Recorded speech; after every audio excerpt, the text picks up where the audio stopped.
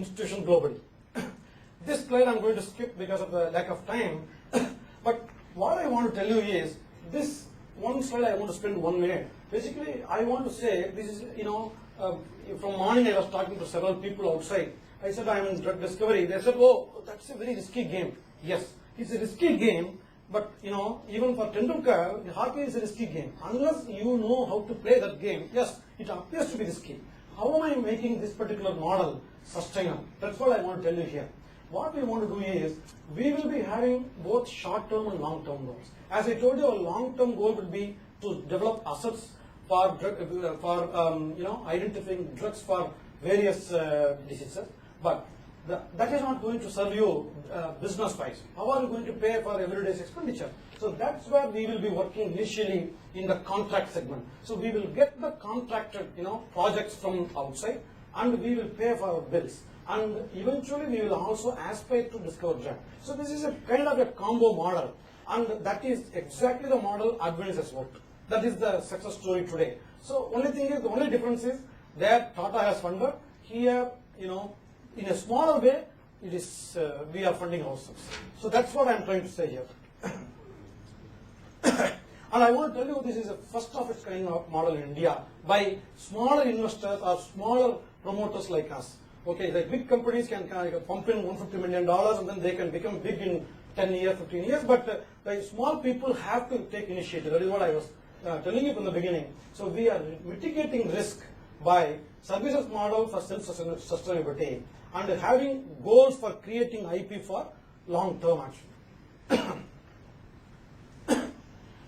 I think I'm having only one more slide, so I'm also closing the time clearly. So what I want to tell you here is, I want you to see this actually. This is one of the games played in this particular area. If you see, I have given only 4 examples of big global outlicensing deals here, and I have given several of them which happened in our country. So this is, our country has shown the growth. I'm going to take 2 more minutes. This is something that our country has shown the growth, and this is something, there are several deals in the globally, but I'm not mentioning all of them for time factor actually. If you see in our area, what is happening is, if you discover a drug, if it is having a potential, a big pharma comes and pays that much money and takes it for them actually. So that is the kind of a game we are going to play. And if you see, in our own country, we have leaders. We have leaders like Glenmark and Reddy's. Only 2 companies in the country have been so far able to prepare commercializable assets in our case. That means a medicine which can actually become medicine tomorrow. Once that potential is realized, a big pharma comes and buys it actually. You can see the values. It's all in huge values actually.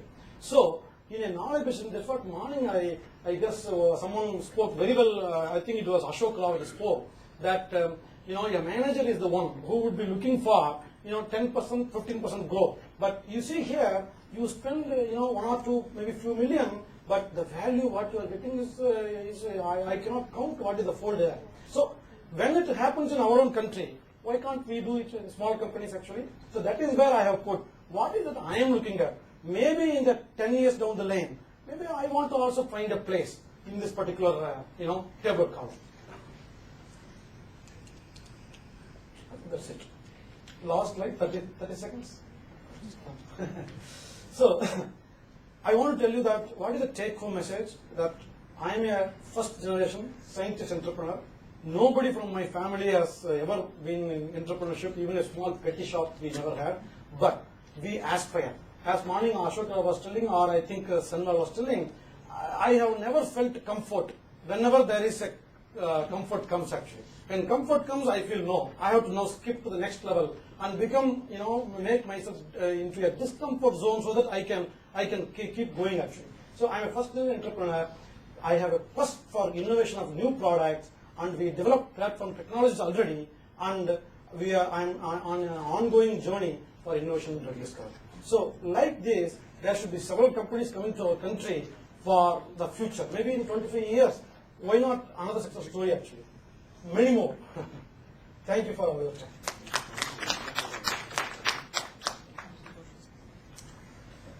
Thank you, Dr. Sangakumar, for a very interesting discussion on the retrospect and prospects of drug research in India. as he has been telling, in earlier years it was almost completely reverse engineering, retrofitting that was done by Indian scientists, and we are all glad that people like Selvakumar is taking a lead in creating history in the area by really putting his entrepreneurial instincts in the design of novel molecules which will be compatible with the receptor sites. I hope he will be successful in many of his exploratory endeavors. Wish him all the best, and I am sure this would trigger quite a lot of ideas in the people who have been listening to him, and certainly by the time Taikon is organizing another session in Kerala, there would be stories we would be hearing from other entrepreneurs who have been successful in the area. It is my present duty to introduce the next speaker now, Mr. Sam Santosh, who is another accomplished entrepreneur coming in the area of genomics. Sam Santosh is the founder and CEO of CGenome Inclusive, a genomic R&D organization that conducts research work aimed at understanding the role of DNA sequence variation in human health and disease. He has been Managing Director of California Software Limited for a very long time. Subsequently, he has actually floated this company, and because of his strong conviction, he is completely involved in nurturing and strengthening this endeavor. He has over 20 years of his career, he has been working in this area, and he has numerous accomplishments, some of which he would be sharing with you in order to excite you. Good afternoon. Hope you all had a good lunch, and I won't put you off to sleep, I hope. I will cover briefly my new passion. This is in genomics. I'll go through the opportunity, what it brings in the field of personalized medicine, and I will tell you a little bit about CyGenome, the company that I have started. I have over 20 years experience in the IT industry, so you'll be very surprised to see that I'm in genomics now. I'm a self-taught biologist, so I never had any formal thing in biology except what we learn up to the 10th grade.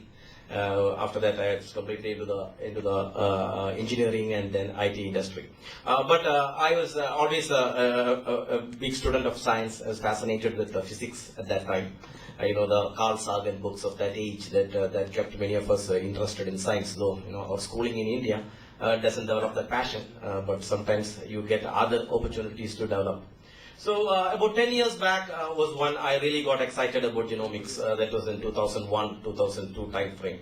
I'll talk about it more when the Human Genome Project was completed, and that was sort of the turning point when many of us looked at it and said, like, wow, this is a big change for humanity.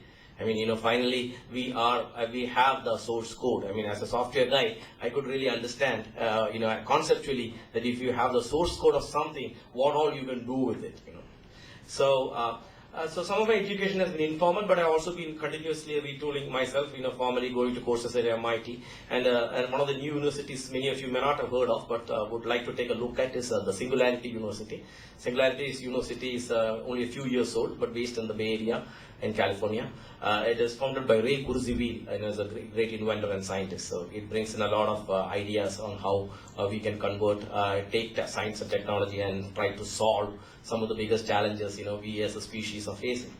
So I was very fortunate to go there also and spend some time with all of that. So let me get to the basics of what is. I'm sure many of you may know most of it, but still just for continuity purposes, I'll just go through the fundamentals. What is genomics, and why, then we'll get into why we see this as the biggest opportunity now. So we all consist of cells, right? All of us are made of cells. So we start with the one cell in your mother's womb, and then from each cell multiplies. And finally, in 9 months and a few days, you have a baby. And we still haven't figured out how that fully happens, but we know the basics of how that happens. So in each cell, there is DNA. So that DNA is just a chemical, but it is a code. So in that DNA, we have the DNA is stored in 23 pieces in each cell. That's why 23 pairs, so 46 chromosomes that we have. One set we get from the dad, one set we get from the mom. So that's why we take some things from the mom, we get some things from the dad's side. So we have two lineages, the paternal lineage and the maternal lineage. And these chromosomes consist of the DNA, and the DNA you can break that into pieces. That is, it consists of 4 bases. That is called AGCT. So, and it's a sequence of numbers, is AGCT. Though it is denoted as numbers, they are actually chemical bases. They constitute your code. So in every human genome, in every cell of your body, you have practically the complete genome, which is like 3 into 10 raised to 9. That is 3 billion data points. So deciphering that and getting that out as code is called sequencing. So that has been there for maybe about 30 years, but the technologies previously were very slow and very costly. So you could maybe take years to study one gene, you know, and many people's PhD thesis would be like maybe understanding some part of one gene. But now, as I'll show you the latest slides, the technologies have improved so much that the whole genome can be sequenced in a couple of weeks.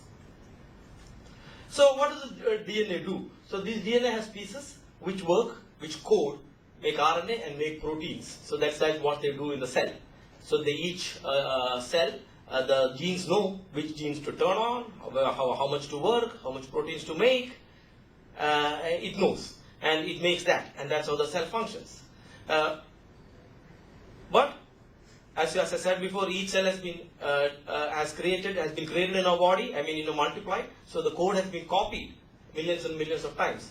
So when this code gets copied and as new cells are made, there will be small changes, errors that happen. The cell has very good mechanisms to catch most of the errors, but once in a while something changes. That is why we all look different. We all have the same code, but each of us is different. Not only in looks, but as we understand more, it affects everything that we do. It creates, the source code is fundamental to making you as a person and every individual as an individual. So that has so much implications as we go into the medicine which Dr. Selvaraj was talking about. How do you make medicine and how do you make the right medicine for the right person? So, like I said, the technologies for sequencing has been there over the last 30-35 years, but it was very expensive and it would take a long time. So for example, the first human genome, it took 10 years and it took about $2.7 billion to sequence the first human genome, right? And that is why you see the earlier at about 10 years back at that time. Now in the last 10 years or 11 years, the cost has fallen dramatically, okay? And the power has increased so much. The white line that you see is the standard Moore's law, which you know the impact that Moore's law created in the IT industry. If you compare this with Moore's law, this is even so much more dramatic. So you can see the impact that it should bring over the next 20 to 30 years in this industry. So first human genome took 10 years and about $3 billion. Now it takes only about $5,000 and maybe 2 weeks, right? So that is the difference that has happened. So and anybody can buy a machine and put it up in a small lab and you can sequence. Well, one question you might ask is that in spite of that, why haven't we been seeing more results? The reason has been that it is so challenging, the data. The sequencing is easy, but analysis of the data is turning out to be such a challenge, very difficult to do, because it has got terabytes of data, and we are talking about humans, and so it's not very easy to play around with it. So how do we figure out what each piece does? What impact does it have on the other pieces? And all this is taking such a long time. And till recently we thought only the genes, the coding part was important, and rest of it is not that important. Only some parts of it we thought played any role. But recently it has been revealed that about 90% of the rest of the genomic code also plays some part in controlling, regulating, and doing a lot of things, and some things which we don't know. And future is even more exciting. The latest machine that has been announced and samples are available is the sequencing machine is so small, the size of a USB drive. This is from a company called Oxford Nanopore Technology, and once they become commercialized, it will be a whole genome will be available in 15 minutes, and in under $1,000. So that is what we can expect in the future. That type of scale and power. So what does this lead to? So this leads for us to get into a situation or what is called P4 medicine, which is becoming a very common jargon nowadays. Predictive. So because you understand the code, you can start figuring out what each person is susceptible to. Because It's 50% nature and 50% nurture. So a lot part of it depends on your original code that you started with. Though, like I said, the nurture is important on what food you eat, what are the other environmental hazards that you're exposed to. All that plays a role, but it plays a role on the gene. So the genome is the fundamental part that you start with. So if you ask to understand it more and more, you will be able to figure out what are the diseases you're susceptible to, and so what are the things that you can focus on to make your health better. Then preventive. So if you know that you are susceptible to something, you can really take action. It may can just somewhat in the future, but there are very specific cases for which you can already started becoming helpful. In the case of BRCA1 and BRCA2 are two genes which are related to breast cancer. So if a person knows that they are inherited a BRCA mutation, there are a number of things that they can do. Similarly, so that gets into a situation whereby you can come up with a very personalized approach, somewhat in concept similar to our Ayurveda. We saw every individual is different. We never thought of like one medicine for every guy. Though the basic ingredients might be the same, it would be mixed and made for the person. I'm not saying Ayurveda is the best, but I'm just saying some parts of that really make sense in the way we look at personalized medicine. Unfortunately for us, we never pushed the science of Ayurveda, so we got into more like a practice-based medicine than a science-based medicine. But hopefully there is still a chance for us to get back and leverage that and understand the science behind that. In fact, the government is, by the way, doing a good project called Genomics. They have sanctioned about 100 crores to one of the institutions, TRACK in Delhi. So they are trying to figure out more about what the genomic and Ayurveda combined. Anyway, so the P4 medicine is driven by genomics, to a large extent driven by genomics. So the genome tells you what you are susceptible to, what maybe you may be a carrier, you may be carrying some mutation which might lead to a disease. On you alone it may not be a problem, but let us say your wife also is carrying the same mutation, both of you marry and have a child, there's a very good chance that the baby will have the mutation. But then you might say, why are not there too many? Because nature itself has weeded out a lot of those things, so it is only like maybe a 1 in 1,000. But if you are one of the guys or families affected with that being that 1 in 1,000, you know how serious that is. And how critical it is for you to know if you are a carrier of some disease, so that you can have various other ways of maybe having a child or not having a child or taking other options. So that leads to one of the most critical parts, which I think really ties into what Dr. Selvakumar was talking about, pharmacogenomics. So that's an entirely new area that is coming up, whereby we will be able to decide the right medicine for each person. So because, as I was explaining, over the last maybe 10 years, pharma industry has taken such a beating, right? Because all the early easy medicines were done, and then there's no new molecules. And the whole method was such a way was every medicine is developed for the population, for a large population. So even if like 5% shows a problem, let's say you have an adverse reaction to a medicine, the medicine doesn't get approved because you really don't know what causes it. But if you understand genomics, and you can find out what caused that adverse reaction. So if you're able to find out what caused that adverse reaction, don't give it to that person. You have a simple test for checking if this person has that mutation. And if he has, this medicine is not the right for you. So, and similarly, when for finding new medicines, instead of just going by a trial and error method of finding thousands and thousands of molecules and trying to find what it is, what it does, and then going through a 12-year process of various trials and science, so it doesn't affect many people badly, you go by the other way. You try to find out the genomic underlying of the disease, find out what genes play a role in the disease, then see what medicine can be developed to hit that. And there are a number of success stories that have come out, the most famous one being Herceptin in the case of Genentech. So, and those drugs which these companies have come out with have made them, multi-billion-dollar companies. And FDA in the US has really understood this. So now many new drugs can go on a fast track and get an approval in 3 to 4 years. And it can even be for a small population. So you really don't, so the whole model changed. The earlier model of the pharma industry was to find a blockbuster drug, one drug that would go okay for everybody. Maybe you just change the dosage. But that period is over. So now we have to find out medicine which will maybe hit 25% of the people. But it's really good for them. A typical case again being Herceptin. So Herceptin is a drug for breast cancer. And if you are unfortunate even enough to get breast cancer, and you can do a test and see if you are HER2 positive. That is one gene being expressing itself more. So if you are HER2 positive, this is a clear drug. You are cured. Boom. So, but it's only for 25% of the people, unfortunately. But still, it is a big progressive step forward, right? Instead of trying the trial and error method of chemotherapy, operations, and then waiting and seeing if it is gone, I mean, which is a very crude method. And in many cases, you still have to do that. But in breast cancer, in lung cancer, in many of these cancers, we are finding and discovering mutations which drive that. And we are finding more and more ways by which we can come up with the right medicine to make the cure. So this is leading to a stage what I was talking earlier about the participative medicine. So people, we also start becoming more participative in our healthcare. The doctor sitting there is no longer the God. I mean, earlier it was the doctor is the God guy. He'll just sit and look at you and won't even tell you, explain to you what is wrong with you and give you like 3 medicines. And you go home, you try it. If it doesn't work, you come back and say, oh, I have muscle pain. Why are you getting muscle pain? Nobody understands. You're getting muscle pain because that drug is not the right for you. So then he changes the dose, or he tries a different drug, so it's a trial and error. He doesn't know maybe part of it to explain. Part of it he doesn't care. He's seeing so many people. But now more and more people like you and me are taking more charge and more responsibility of our health. Okay, the internet is there. So in the US now, about 70% of the people go to a site like WebMD before they go to the doctor.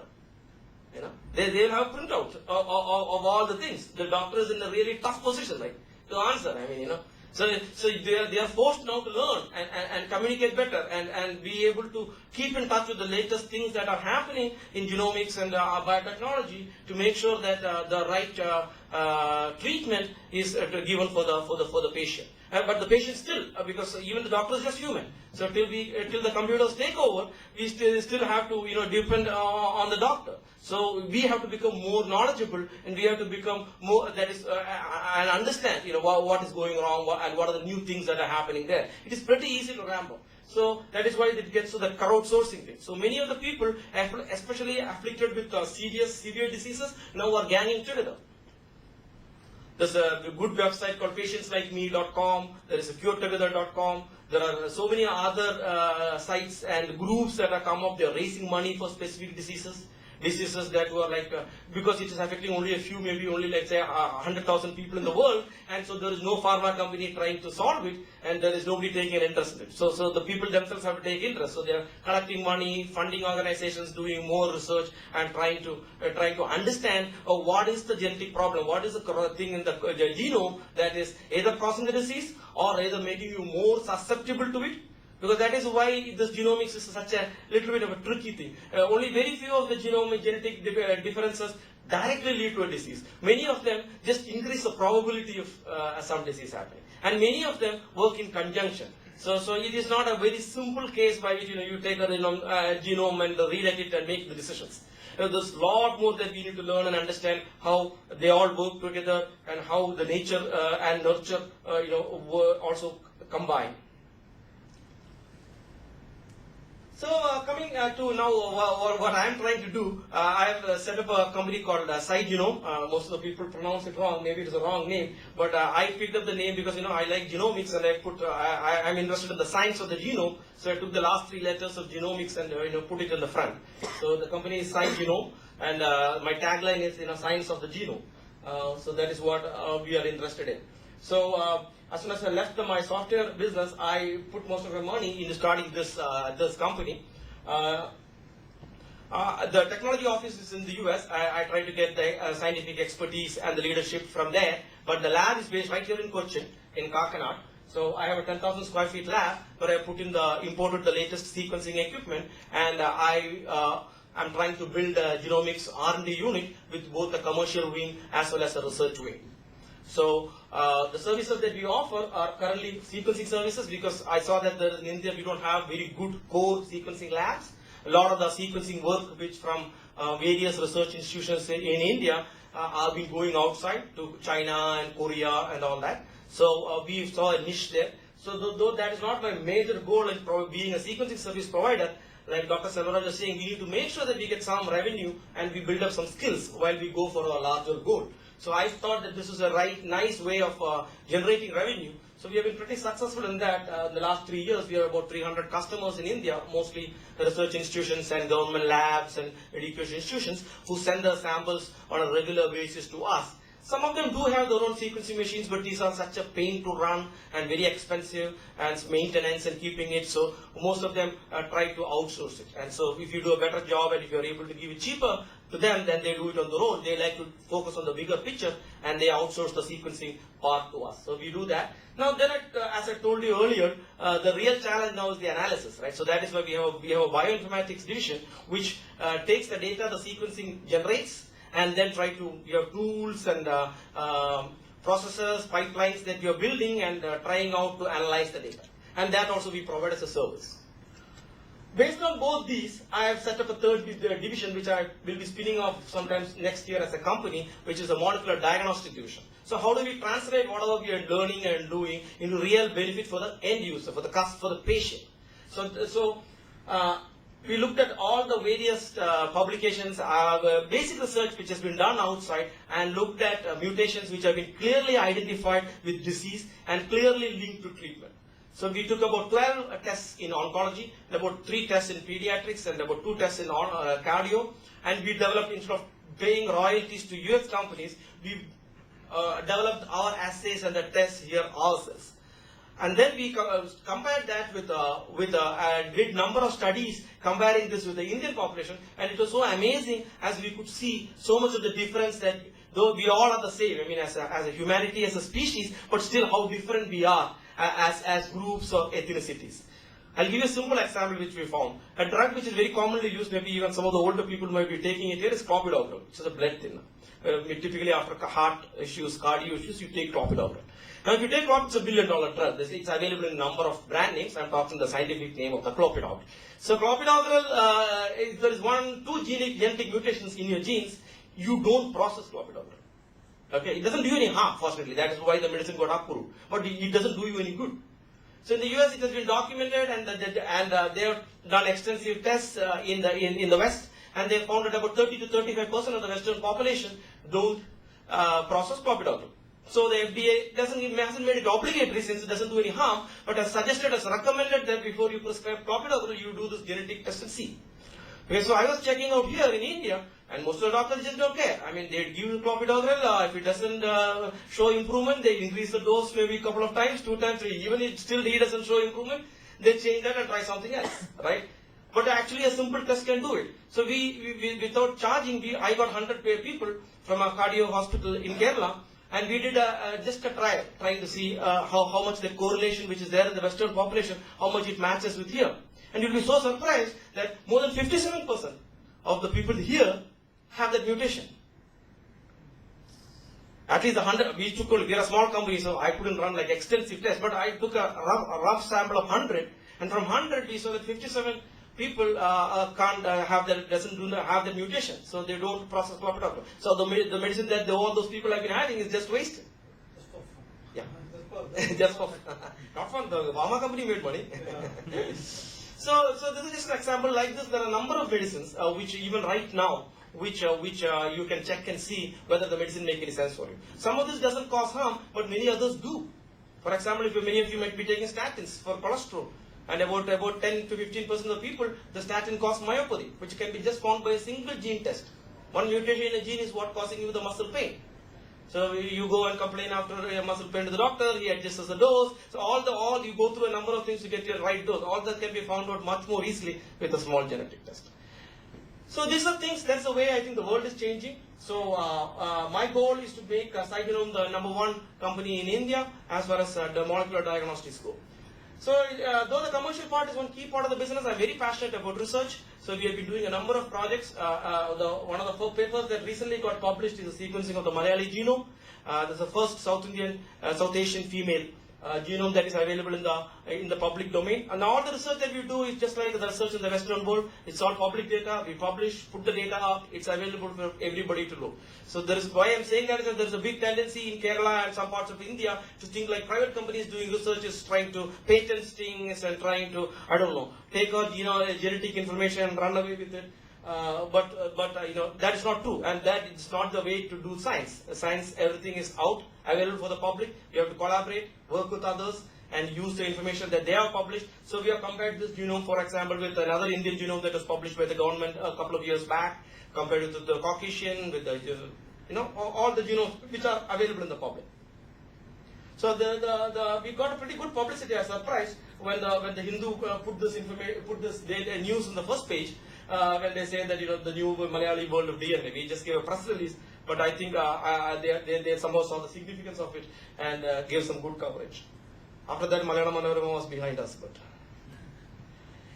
so to conclude, biotechnology will most probably become $100 billion industry in India by 2025. And not my statement. This is what the many published reports in India predict. It's currently a $4 billion industry, and so I think genomics will play a large part in this growth. And one of the important things for us to remember is that our diversity is really our treasure. We are one of the most diverse nations in the world, both by human differences, diversity, as well as the whole plant world and animal world and all that. And look at even the number of Ayurveda plants that we have in Kerala, the medicinal plants. So there's so much that we have, which should make most countries jealous. That much we have. Our success will really lie in the fact that whether we are able to make use of this and convert that into solutions and products which will be of use. But unfortunately, in technology wise, in this area,